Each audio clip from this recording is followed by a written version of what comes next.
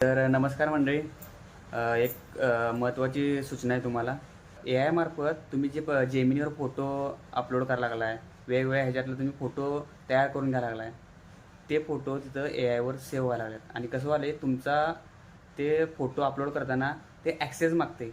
Access मागितल्यावर तुमच्या फोनचा data वगैरे तो लीक होऊ शकतो, त्यांच्याकडे जाऊ शकतो.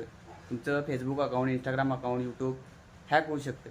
त्यामुळे ती काळजी घ्या. आणि अनेक कसं आहे की आता आपले जे सगळेजण आव्हान करलेत ना की तुमचे फोटो त्या यावर टाकू नका.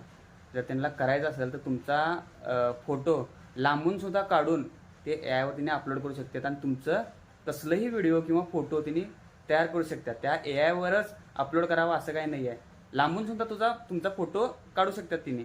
कोण पण तुम्हाला ब्लॅकमेल ज्यांना करायचं आहे तिने. त्यामुळे कसं होतं आहे की ह्यात विषय कसा आहे की तुमचा एकमेकांवर असलेला विश्वास, नवरा बायको असू दे किंवा तुम्ही मुलगी किंवा तुमचा बाबा असू दे किंवा बहीण किंवा भाऊ असू दे, तुमचा आपल्या माणसांवर किती विश्वास आहे. आता हे जग विश्वासावर आले. विश्वासाची तुमच्या कसोटी लागणार आहे. कारण कोण कसाही यूजवाला एवढं डिक्टो फोटो तयार व्हायला लागल्यात एकमेकांच्या सोबत. त्यामुळं तुमच्या संसारात पूर्ण वादळ येण्याची शक्यता आहे.